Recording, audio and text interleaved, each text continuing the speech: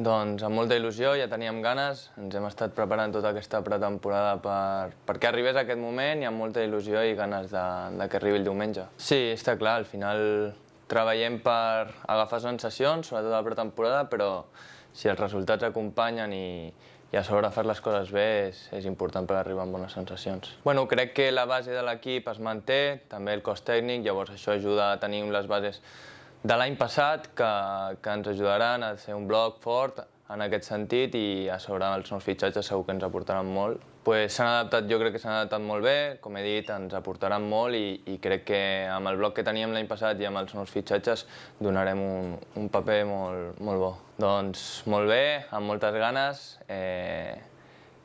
vull donar un passet més i intentar ajudar l'equip en el màxim possible.